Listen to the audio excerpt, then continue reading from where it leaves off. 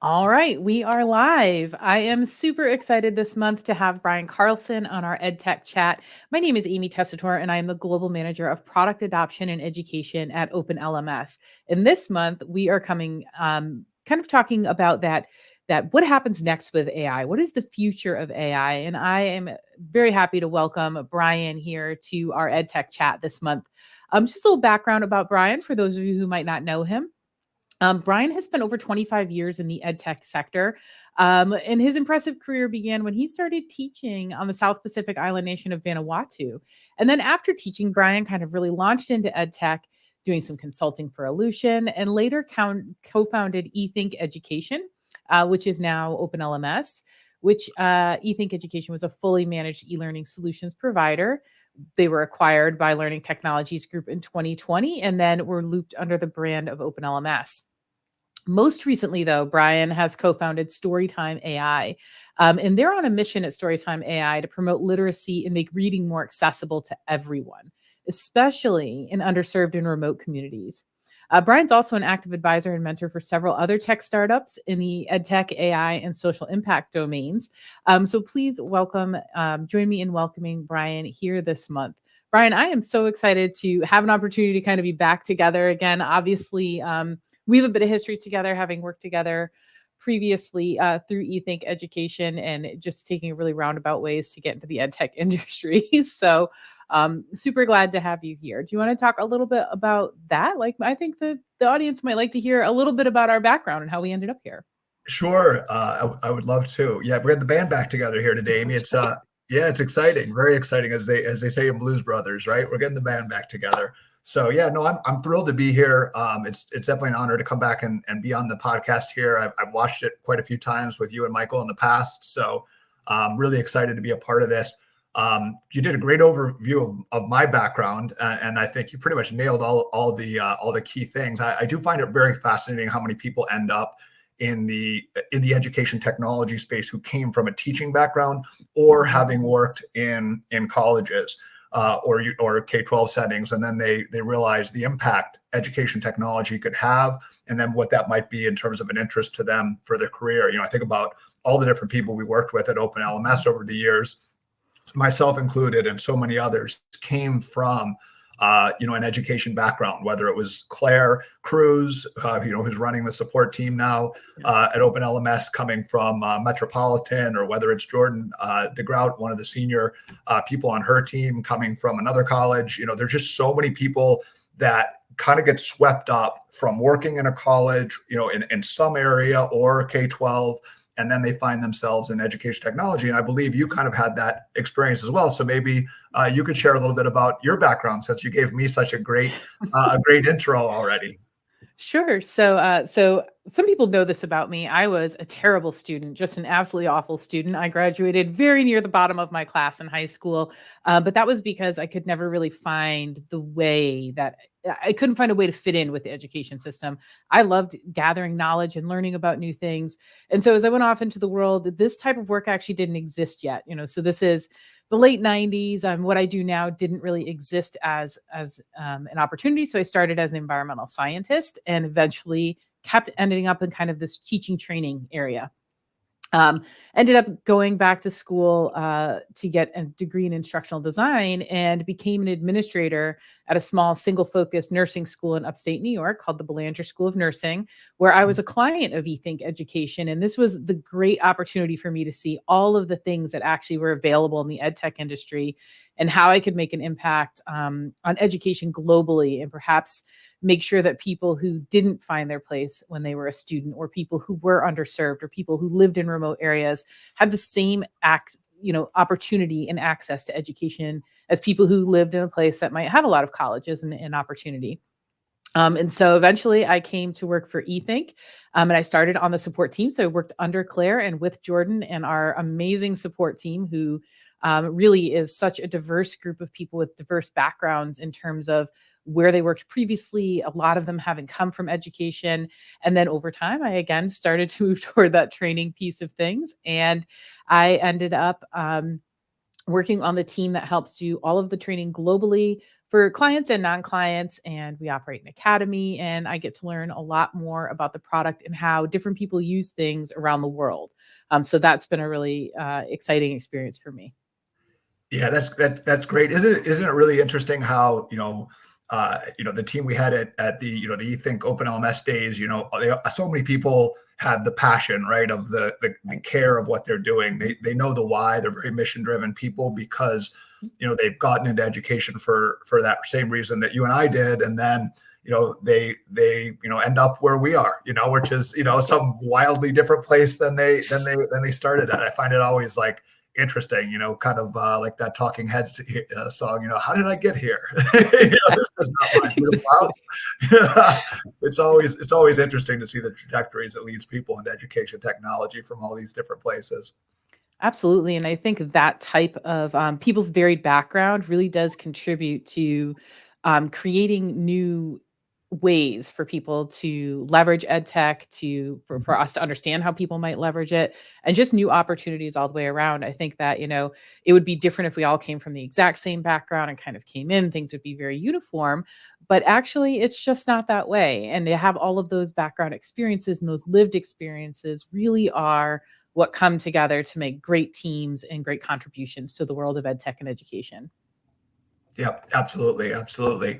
Yeah, and I think that's what makes, we'll get into this, I'm sure, today throughout this, but that's what makes, open source so interesting too, is there's so many different ways to learn, and there's so many different types of learning being done, and systems that are open source systems that I know, I'm working on some right now with my newest project, and obviously we did in the Open LMS days, work with open source learning management system software that can be configured, and you need all those perspectives. You need all those people that have come from these different backgrounds and these different experiences. And I think as we get into AI today, I think we'll cover the fact that I think we're seeing a lot of parallels between what's happening in open source AI world right now and what was happening and still is for the folks at Open LMS. Yeah, I absolutely agree. And kind of, coming back into that AI topic there, about a year ago, Michael Vaughn and I launched EdTech Chats for the very first time. It was this idea that we had, this dream that we wanted to do. And we launched it. And our very first topic actually surrounded AI. And here we are almost exactly a year later talking about AI, but in a very different way. When we first started talking about AI back in 2023, there was an interesting trend in how AI was being received in the education and ed tech circles. A lot of the focus seemed to be around fear and uncertainty and chatter about how AI would ruin education and everyone would plagiarize and cheat and it might take our jobs. And there was just so much concern around the negative aspects or perceived negative aspects of AI. But I think that you and I will probably both agree that over the past year, we're starting to see this shift in everything related to AI, in what the technology can do, how people perceive it, and what kind of opportunities are opening up. So, in your own experience, obviously, with what you're doing in terms of your work, you've taken AI in a totally different direction.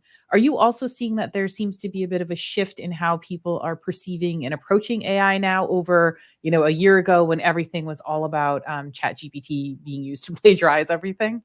Right. Or everyone was going to lose their job this year. Right. We were all going to be, on the streets, was the big narrative. So yeah, no, it has died down considerably. I think that 2023 was really sort of a year of hype, and 2024 has been the year of where's the utility? Well, what's the impact going to be to business, or to, in our case, to education? And I think there has been a shift. I think the hype settled down quite a bit, and now people are sort of getting to work and really trying to figure out, how they can make this, have impact in whatever their niche is. And there's so many different, opportunities. Many people are sort of retrofitting AI into existing businesses. Other people like myself are trying to build something from the ground up that's AI native. It certainly is a year where you're starting to see those true good use cases sort of emerge and come to the surface from above the hype, right? Which was I think everybody was was scared. I've had people I've had people say, in the first, when I told them I was starting this other thing, like, oh my goodness, you're going to be part of the problem, like, and I was like, oh my Lord, like I thought, I've known some of these people who said that for like 20 years. Like, please, calm down. Okay. So I don't hear that as much right now. So I think that's a good sign that people are starting to realize that there's going to be good, there's going to be bad. I put a post out on LinkedIn here just before this. I know that you saw it. I saw that you reshared it. I encourage anybody to check out my LinkedIn page, and you'll see it there. Talking a little bit about that hype, because I was thinking about, us going into this conversation today, and it had my wheels turning this morning, and some of the work that my co-founder Scott Quinlan and I are working on, of just, kind of making it through the hype, and is this going to be good? Is it going to be bad? And obviously, we had myself and Scott, and I think most people that, we work with at Open LMS, we always want to have impact that's good. No one wants to be doing work that's evil, right? So you're trying to find what that niche is this year. And I think we're kind of stumbling onto a bunch of interesting things that we had not originally intended for what we're building to do, but that's business. And that's what, one of the things I put on the post this morning is constant pivots. You've got to continue to pivot and find what works. And, I had a really good conversation with a friend of mine, Steve, the other day. And he says, he gave me the Amazon example, and he said, Amazon went out and they were trying to sell books, and look at them now. Amazon Web Services, the thing that you're going to be known for as a company is not something that you might even, know of right now. Certainly may not be something that you're doing right now when you first start the business out. And, 2 years down the road, it could be something completely different. So things have a way of morphing, and you have a way of finding impact and finding the good and the utility. And that's what business and is all about. And in AI, I think that's exactly what you see happening. I saw a lot of people come out of the gate with crazy valuations last year. We're bootstrapping our entity, which, we did with eThink as well. We'll see if we want to continue down that road, but we saw a lot of people come out the gates with just absurd valuations and a lot of hype. And my, our conversations, Scott and my conversations internally, was, what's the utility? What are they actually going to do that's unique and that's really going to solve any problems? So I think now is where rubber meets the road. And the hype has died down, and people are a little bit more willing to say, okay, maybe there's as much good as there is bad, and maybe more good. We'll see, So that's kind of the constant battle of progress, I guess. Yeah, and you mentioned Amazon, and this is a perfect example of what could happen with AI. So Amazon was all about selling books, and then they invent the Kindle, right? The Kindle comes out, and everyone thinks this is going to be the thing that kills books. No one will ever read a book again. They'll all do everything electronically. And at the time, people felt that was a really negative advance. But actually, a Kindle is really helpful in giving people equitable access to reading materials. So you may have a visual impairment and not have access to a large print copy of a book, but on your Kindle, you can change contrast, you can increase the size. If you have, dexterity issues with your hands, flipping through pages or holding a book can actually be difficult, but I could prop my Kindle on a stand and I could read a book that way. So the thing that people thought in the beginning was going to be the great undoing of reading in books actually just increased equity and access to that same thing that Amazon started with. And obviously Amazon ballooned into a whole bunch of other places, but at the foundation of it, this was how things transpired. Do you see AI in the same way that AI could actually, well, now that we're past thinking it's like the Terminator and everything's going to be run by robots, now that we're a little bit past that, do you see ways in which AI can help to promote diversity, equity, inclusion, and accessibility?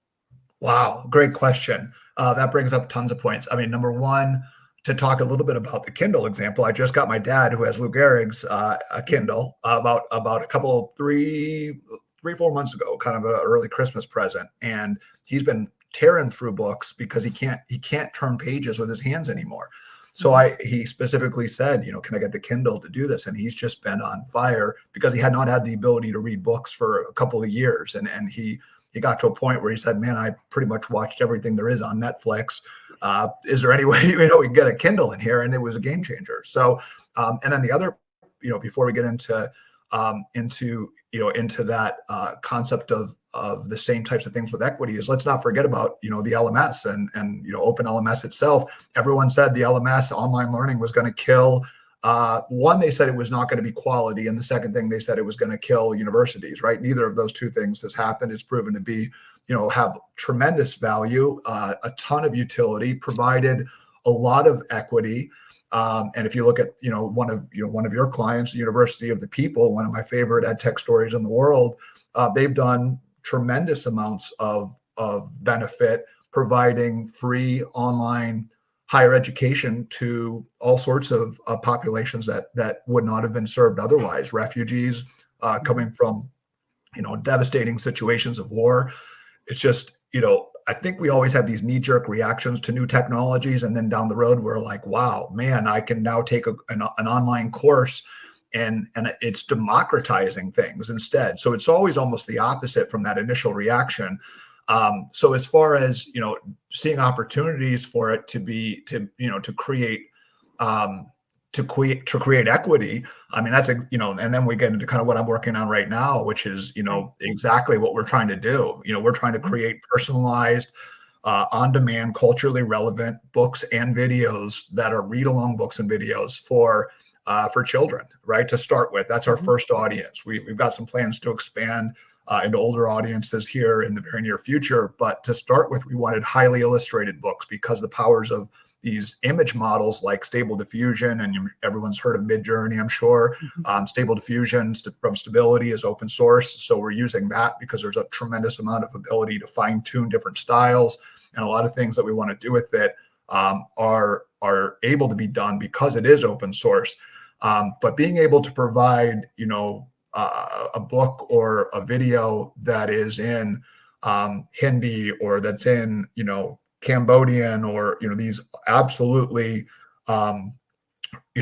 underserved areas is remarkable. And it's to be able to do it at, pennies on the dollar compared to what traditional materials have been, where someone wants something in another language and it's, it's out of reach. It's just far too expensive. So we're real proud of the work we're doing in that regard. We're seeing a lot of opportunity, and what we're doing is just a microcosm of what can be done right now for personalized content across all educational products. So I think we're laying some interesting groundwork right now because we're AI native. So it's a little bit easier for us to move quickly to build something from the very beginning that is focused on equity. So I think that the initial reactions we've had from kids immediately is, oh my God, that's me in a story. That's me. You get these really amazing reactions, and we need to, as we scale the business, we need to figure out how to bottle that up and get that into different social media campaigns and things like that, because it's a powerful thing to see. So I'm seeing it firsthand that there's really quite a bit of benefit with these models right off the bat. So I think I think there's plenty of upside. It's just a matter of people's imaginations and putting in the work to try to fit these types of solutions into existing products or build things that are new, like we're doing here at Storytime. So yeah, I think it's exciting. I think it's really interesting because I know when we're working with Open LMS, there's just so many times where the cost to translate materials and the cost to go through that, it's an entire industry. We've all been to the shows, the LMS shows, where there's a ton of people there that are going to charge per hour rates to try to translate materials, and that can't always be done. But with LLMs, there's a lot of work being done on languages that are underserved, and just in general, bringing the cost down is going to help democratize content in a big way. I feel very confident in saying that. Yeah, and so two things I'm gonna first tell you a little story, and then I want to talk more about language preservation and how AI is helping to contribute to that. So recently in December, we take a bus to an event in the evening, and I ended up seated next to a gentleman, and we just got chatting about what we do and how we ended up in the industry we're in. And he is working with the preschool, like the UPK group in inner city in the northeast of the U.S.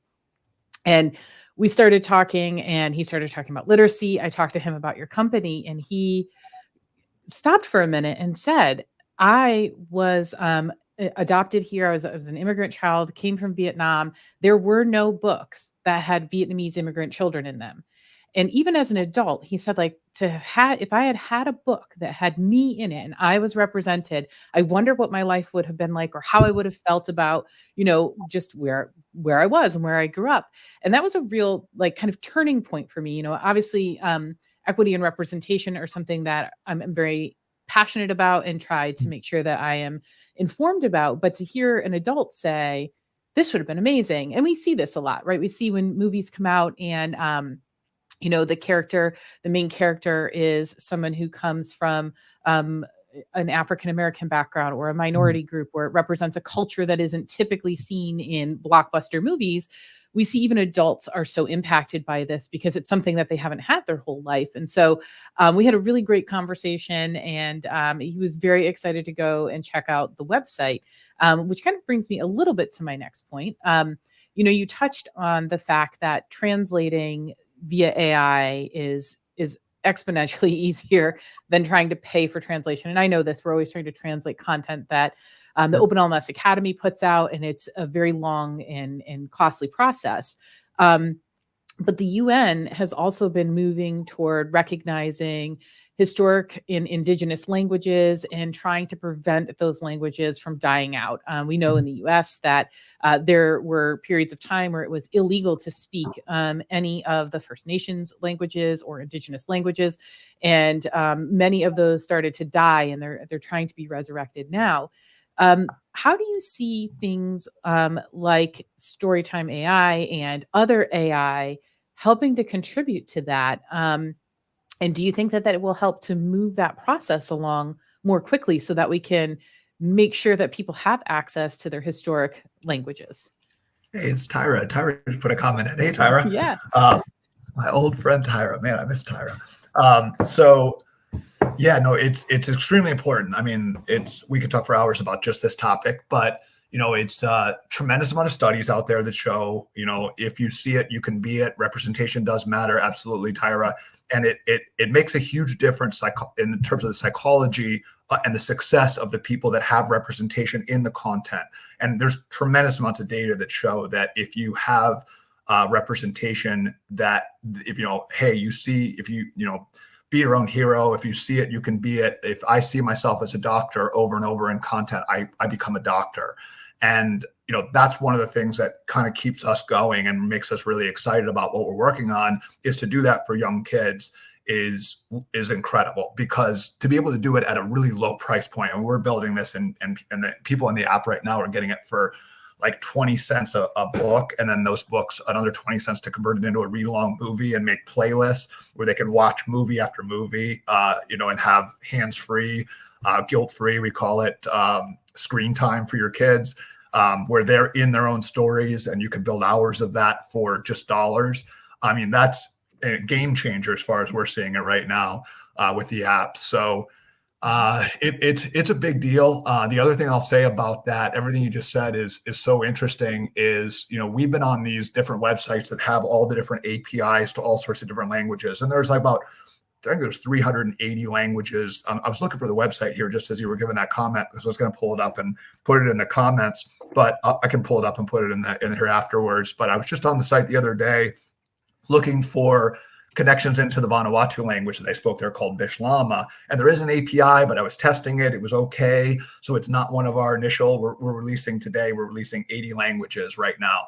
And we're doing that in a couple of different ways, but, we're kind of, making sure they have, some of them will have good voiceovers for video and sort of the highest quality. Some will have more of a standard quality, and some may not have TTS on the videos. They may only have books only, depending on where we are with the technology. And that's going to improve rapidly. But then past those 80, you get into things like Navajo. And Scott and I were on there the other day trying to figure out if we're going to be able to put Navajo, or how soon we're going to be able to put Navajo rather into the application. That was mind blowing, because I know Amy, we worked with Navajo Tech before, and that's just like that gets us, because I have that connection with you, having worked with Open LMS on projects like Navajo Tech, and been on many different Native American reservations throughout the country, and it's really important. And I just it's a weird time, right? We're in a very strange time where this hype came out. We lived through COVID. Now it's AI. What's next? I don't know. I hope it's just been a crazy 4 years, and wrestling with like, what can we do with it that's interesting and fun? And at the same time, like this week specifically, and I posted about this in my post today, I think I've seen 3 articles this week. This morning at like when I woke up, the first thing I saw was the 22 Indian languages that are funded by the CEO of Infosys. He's putting together an open source Llama 2 LLM that's going to be fine-tuned with these languages. And I saw another thing a couple days ago about, I want to say it was Russian dialects using Anthropic 3 that just came out last week, using the highest version of that, which is called Opus. And they were fine. And what it was wild is somebody who was a linguist had put all their data in, and they've been having, a lot of trouble getting machine translation of this specific Russian dialect. It put it in Anthropic 3, and it immediately started speaking with like 99% accuracy, a dialect that there was no option for. And it took this person about a day. I have the post that I saw it the other day that I can also put in these comments, but it was just remarkable. And then before that, there was another post that was also very similar to these languages that are being lost. So, I put out there in the post today, there's like 50% of the 6,000 languages spoke worldwide are in jeopardy of being lost. So yeah, and I'm big time bullish when it comes to this being a good thing for language preservation right now. Not just language preservation, but also the ability for people to communicate cross-nationally, cross-culture. Many people know that I have family in Ukraine, and so talking with them, I don't speak Ukrainian. They're not fluent in English necessarily. So we're using AI to translate our messages back and forth. And now family that I would have never been able to keep in contact with, I'm able to keep in contact with because I have this very quick, almost real-time translation of things. And I would think that this will also open up research opportunities, just collaborative opportunities, understanding of different cultures, because we have this ability to communicate more globally now, to be understood. But it really does come back to languages being in those models so that things can be translated. What do you see in terms of, like, what are your thoughts in terms of how the ability to translate languages and preserve languages is going to contribute to greater cultural awareness and collaboration and just preservation of culture as a whole, not just language? Yeah, I mean, typically progress is going to have some negative impacts, right, on culture. But here's a great example of where it's having some positive impacts. So I think it's a great opportunity. I lived in Vanuatu for 2 years when I first got out of college, and I put this in the post this morning. So I know this is not new information for you, but I lived there for 2 years, and while I was living there as a teacher after I got out of college, and it was a remarkable experience. It was beyond eye-opening. I was just a young, nerdy little astrophysicist kind of guy, right? That went over to a small island in the South Pacific. It was quite a change, right? Quite a change, and it really did change my life. But while I was over there, it was always like Swedish and Norwegian, because people that would be coming over there to study the languages, because they're so well funded at the higher ed, and you can take a year off and get your taxes are really high, but you can pretty much do anything you want at the academic level, and they'd send people all over to do really interesting projects. So there were a lot of people I met coming over that were linguists from Norway and Sweden and Finland and probably Denmark, if I remember correctly, that were coming over to study all the 100+ languages. Vanuatu has the highest language density in the world, which is where I lived. 100 languages at the time was 180,000 people, arguably maybe 120 languages at the time. Some of those languages, I think, are, they're always debating whether it's a real language or just a dialect. So at the time, it was closer to like one out of every, maybe one language for every 1,200. But now the population's increased. Some of the languages, they're not sure if they really want to count them as a separate language. So it's now like one language for every 3,000 people is the new density numbers that I looked up here this morning. So I have them fresh in my mind. But linguists would come in, and the first thing was, is it a written language or not? And most of the time, a lot of times when it comes to these dialects, are not languages, not dialects, because they are unique languages, they're not written yet. That's very common. So they're trying to figure out how to put it into writing, and then they're trying to, figure out, how to translate it and how to have a database of, it was written at the time, but to have some, some written form that you could go to the book and figure out how to learn these languages. And then that started to work into some level of machine translation, or databases, really not really machine translation. But now with AI, we're seeing that specific problem where people were coming frantically studying these languages because they were so worried they were going to be lost forever. And with that loss of culture obviously comes loss of stories, loss of identity. They were there, to try to stop that. And with AI, we're already seeing, like this week alone, so many interesting developments. So I think you're going to see a lot of opportunity, Amy, for incredible collaboration, especially in academia, to go back, as a linguist with these tools now and do things that are exponentially, more, in terms of the speed, exponentially faster than what we could get, when I was in Vanuatu 25 years ago, or no, more than that now. What year are we at? 25 years, about 25 years ago. We'll just say 25. 25. How old am I? My God. Right. So yeah. But yeah, no, I think it's incredible right now. I think it's just tip of the iceberg. I think this year is going to be wild when it comes to language preservation, and I think you're going to see unlimited possibilities is all I could say. I mean, we're at the tip of the iceberg with story time right now and what we're trying to do with it. And we're just blown away about all the different things that, we can see getting better, because a lot of the translations that have been out there have not always been perfect either. You rank them, right? It might be like, okay, it's 95% for this language, good enough, but it's not good enough, if you're trying to really, truly preserve it. And we can get to 100%, I think, now with some of the advent of fine-tuning these open source LLMs like Llama and, Mixtral, and a lot of the new ones that have been coming out. Yeah. And I think, that concept that X percentage is enough has been what has kind of ruled a lot of language translation, representation of culture,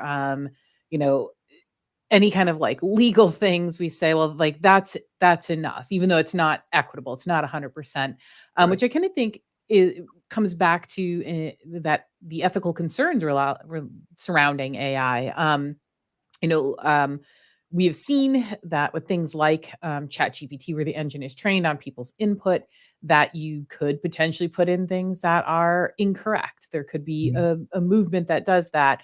And so if I go to get information, it could be skewed one way or the other. We see this in various parts of life. It's not specific to ChatGPT, but I think it does open up the question about the ethical considerations as we're moving forward using AI. And I know when Michael Vaughn was here, he created an example acceptable use policy for AI that people can download from the OpenLMS site. And it gives you a framework for things that you probably need to consider if you are deploying AI and having AI as an acceptable tool to use. And I think everybody should. But as you see it, what are some of the ethical concerns or considerations that we need to be aware of, or that we've seen kind of crop up already that we may not have been as prepared for as we needed to? Yeah, I mean, there's micro and there's macro on this. So I think I probably should talk about both. On the micro, on the individual person level, obviously we've got to talk about cheating. We've got to talk about students. It was a mass hysteria in education technology. Teachers were losing their minds. I had friends from K-12 all the way up through through college writing me saying, who are teachers who are saying, I don't know what to do. This is madness. And it was madness. And it has been madness. So where I think it's going, I think we'll bring up a solution that I think we're both familiar with right now, is that there has been a problem about cheating forever, right? When I was in college, 30% is I think the stat I've seen most recently of people had admitted that they have contract cheated, had someone else write their paper for them, right? So there's a problem that's been the elephant in the room for academia forever, right? The integrity of the degree you're getting. Are you truly doing the work? And if you're, I know, and I've had this conversation with other folks, I won't name anybody because I don't want anybody to get in trouble, but I have a friend who said that their friend had their wife do an entire online degree for them. And Mhm. then they got the piece of paper. So you got to look at like what's the, the ability to proctor, to know it's really you who's doing the work. That has always been in question, right? We have got solutions like ProctorU that I know a lot of OpenLMS clients use. We have solutions like Turnitin to look for plagiarism, right? And then we have straight up contract cheating that cannot be stopped necessarily by some of these solutions, like on the plagiarism side for Turnitin. So I look at this as an opportunity to reevaluate, with AI, what's the value of writing, right? What's the value Mhm. of you doing the work, and the integrity element, I think, has really been brought front and center, where it was the elephant in the room for like at least 25 years, right? So it's not like a new topic, but everyone acts like, oh my God, people are cheating now, like it's a new thing, it's like been rampant for forever.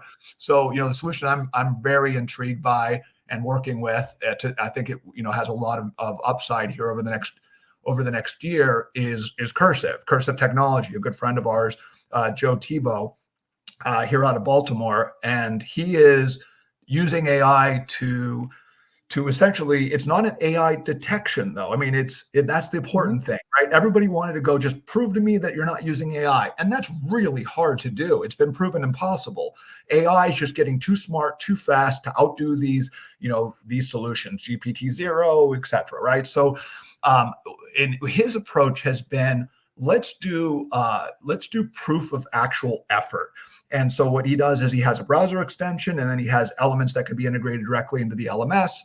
And I know that you've probably seen some of this stuff that he's working on, where it will tell you what portion was. It does biometric tracking, key logs essentially, that will tell you what portion of the work in all elements of the LMS, right? Mhm. Forums, assignment modules.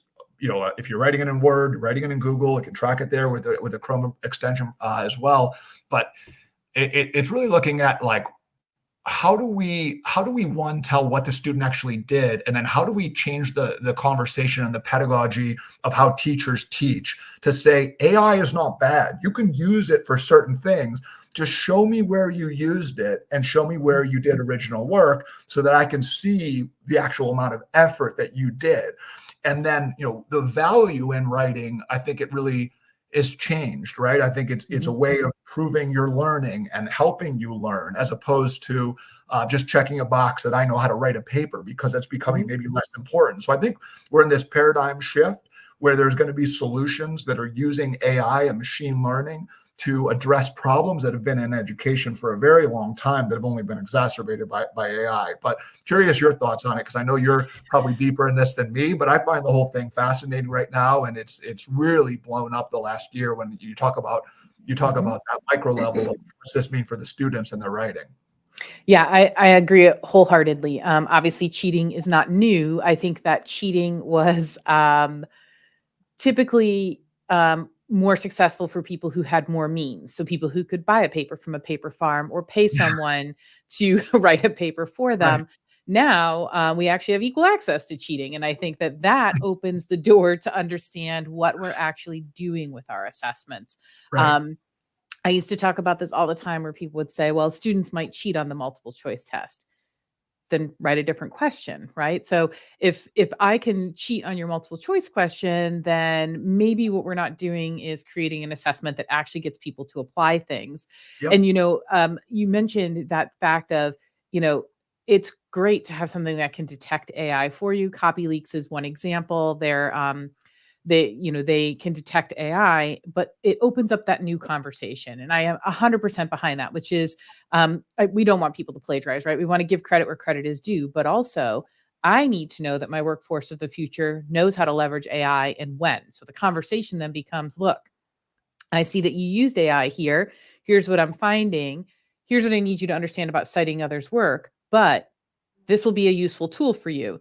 And I'm pretty forthcoming about this. There are two places that I use AI regularly. I have a terrible time trying to explain what I do and what my accolades are. So my LinkedIn is like constantly this kind of very dry, not reflective summary of things I do. So this year I put all of my description into AI and I said, can you make this more concise using words that help to convey? And I gave it some prompts and it rewrote my work but in a way that I wouldn't have thought, in a voice that I wouldn't have thought to use. It used vocabulary that I hadn't thought about using to describe myself. And I've done the same with conference abstracts occasionally, where I've written the abstract already, and I think like just is missing something, and I'll run it through and see what what a chat GPT or something comes back with, and it gives me a different perspective, and often it helps to spur some different conversations that I decide to have during the presentation. I've Yep. already written the abstract, I already have the slides done, but sometimes I need to refresh and have access to um, I don't want to call it a point of view, because I'm not sure AI has a point of view, but to some different language surrounding things I'm already doing. And I think that that's important. You mentioned Joe over at Cursive, and what I love about Cursive technology is the fact that it's looking at student voice. Mm.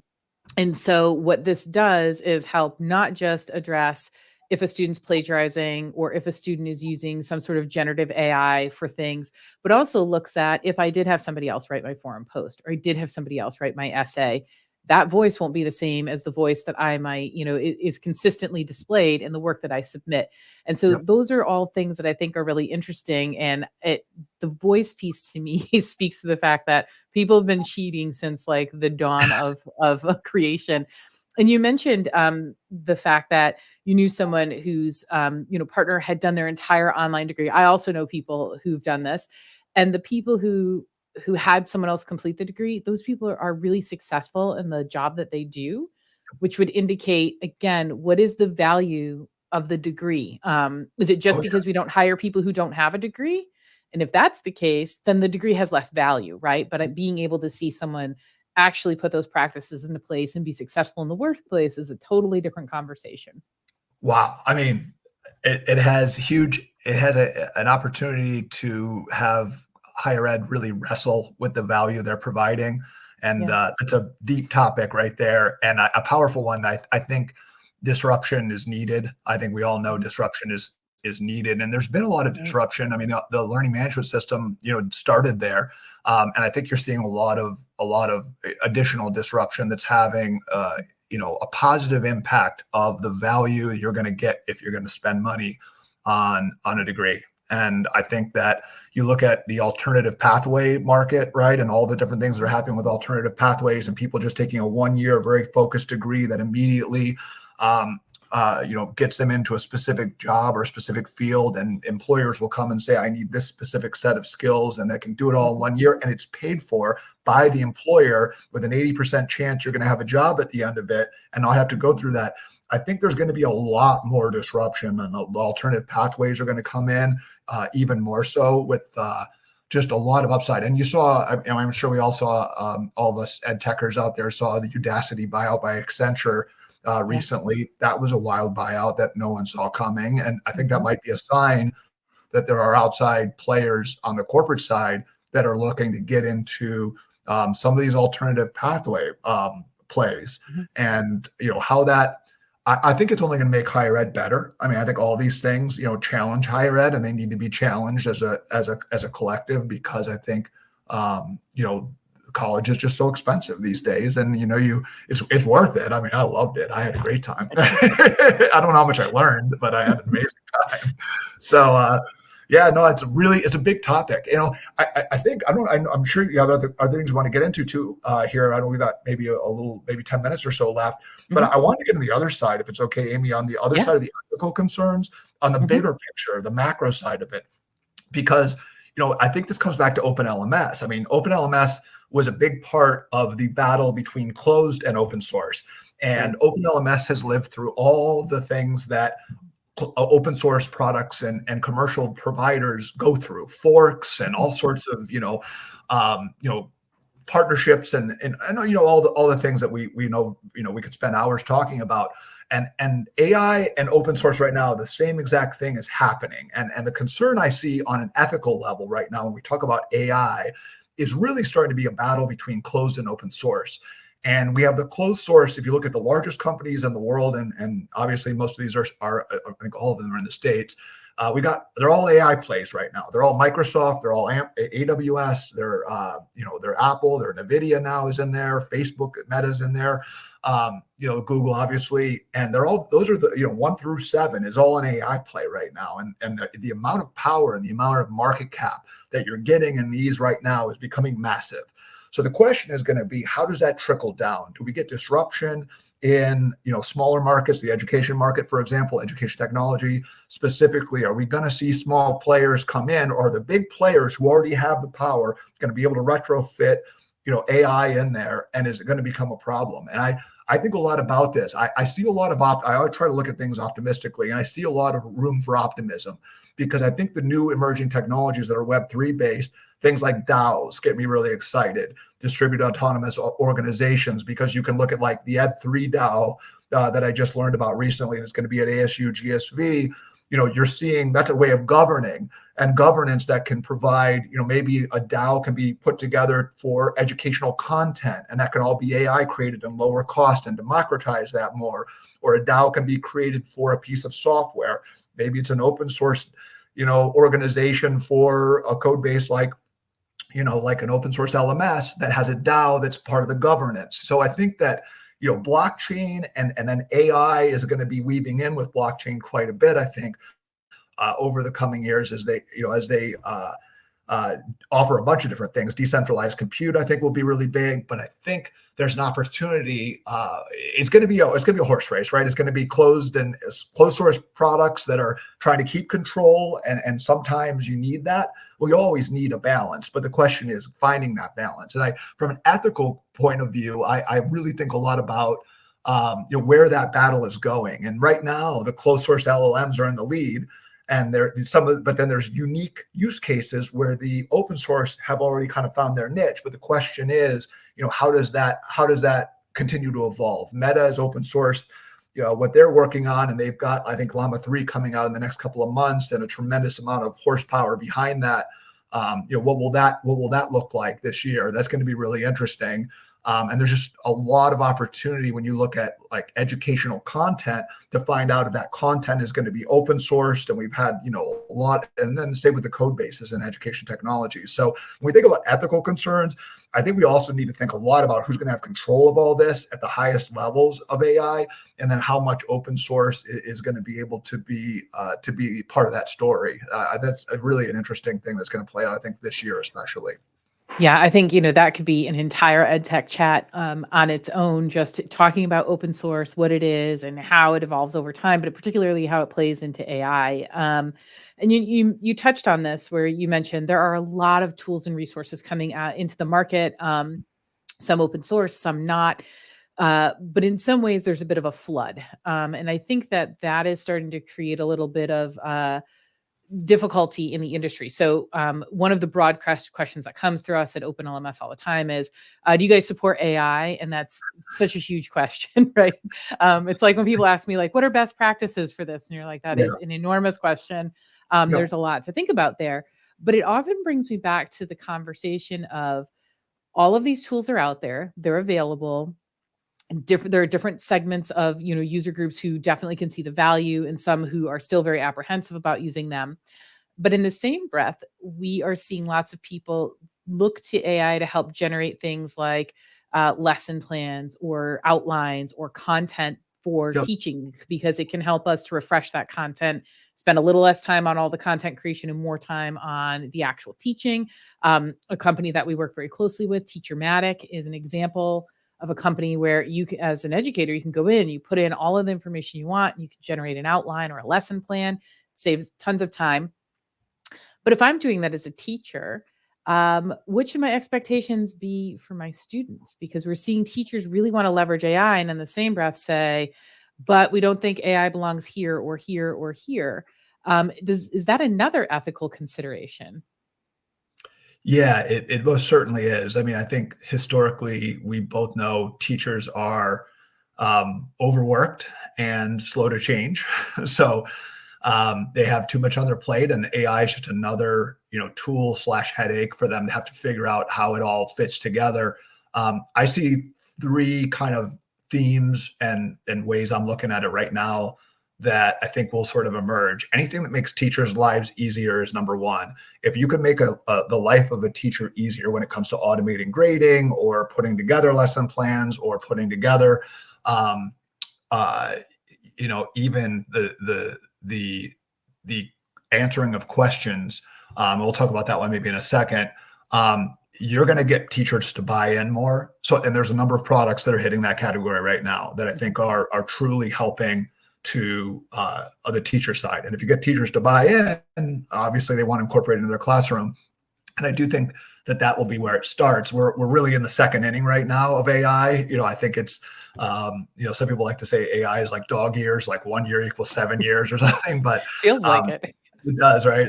We've all become AI lunatics the last 12 months. It's been quite a run. But as far as the teachers adopting this in the classroom, it's going to take some time, just like the LMS did. I remember Cheryl and I had someone early on, tell us that the LMS was like the work of the devil. I think it was that, and course evaluations, I think, were also the work of the devil. So, I think we got yelled at in a training session. It was pretty awesome. I'll never forget it. But it was just I think a pretty common example of where change is hard. No one likes change. Who moved my cheese? All those types of things, right? The second and third things are really interesting right now are personalized tutors. So what's going to do to the students? And I think that you got to look at the custom GPTs as a starting place, because it really shows you what can be done with RAG, which is, just taking an LLM and then fine tuning it with the documents that you have. Right. So you just kind of train it with what the information you have, and it becomes your own little private kind of combination hybrid of your LLM that you might have with OpenAI plus your special sauce. Right. So if you're a teacher and you've gotten into how to figure out how to train these custom GPTs, which is actually far easier than people realize, then you can have that be something that can, an agent that can, a chatbot that can answer questions for your students quite accurately. And it could be content related questions. It could be questions about the syllabus. It can be admin related stuff. When I say syllabus, I mean things that are going to save teachers time, but also be an element of personalized tutoring on the content side. And when we look at a teacher, they're busy. They cannot, especially when you get into these large classrooms and higher ed, they cannot be everywhere at the same time. So you need tools that can help them to be able to facilitate learning. We talk about Moodle, being, kind of it was built on social constructivist pedagogy, right? Where students are helping each other. And I think when you have more resources like personalized tutors that are built off of the curriculum, and then the teacher is still there, they're still, guiding you and helping you. Students are going to be able to work with each other more to build their own learning and use these tools to learn what they want to learn. I came from Evergreen State College in Washington State, where there were no grades. We got to create our own courses. It was a little bit of a wild place.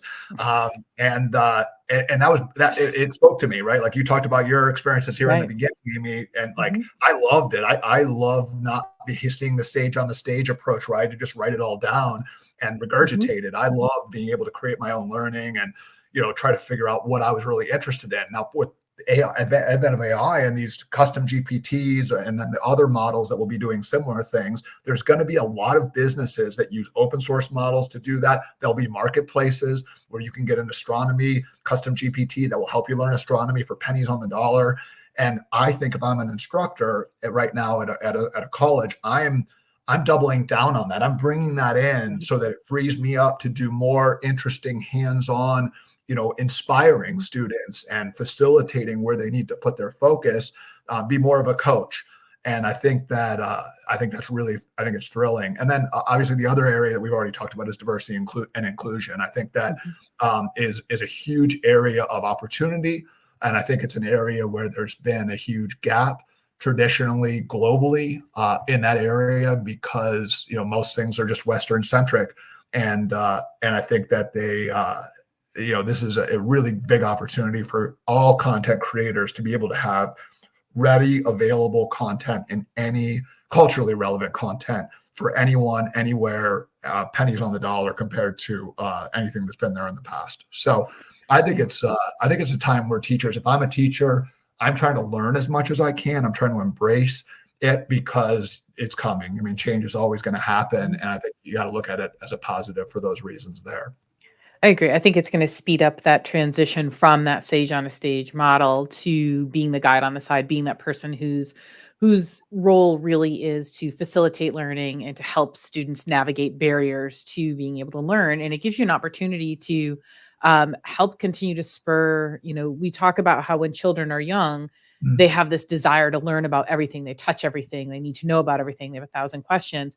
And over time, the education system kind of weans you away from that, where instead of asking the questions and being involved in that self-directed learning, it's very much sit here and someone's going to tell you what you need to know.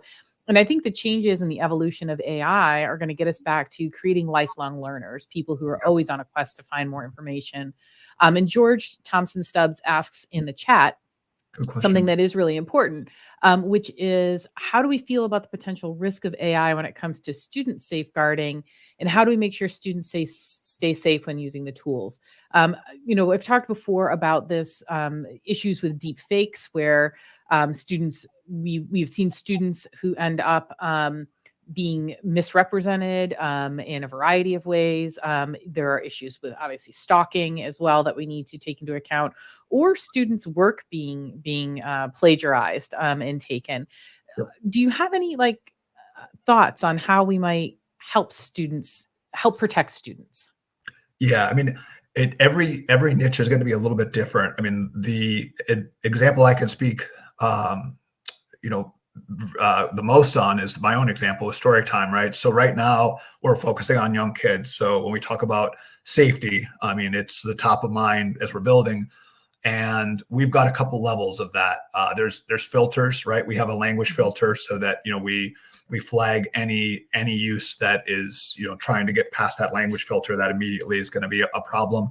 And there's multiple layers of that, right? The language models have their own. We have our own. We have about 3 layers on that to pretty much block anything, and we test that very extensively. So we're in the beginning of trying to answer that safety question, George. On the image side, the same thing exists. If you're going to show images or video on demand, I mean, you don't know what's coming out of these models right now.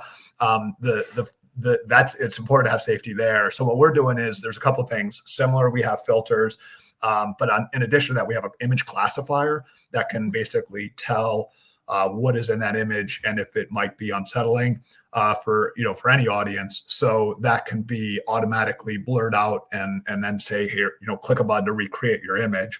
So that's certainly the ways we're tackling it now.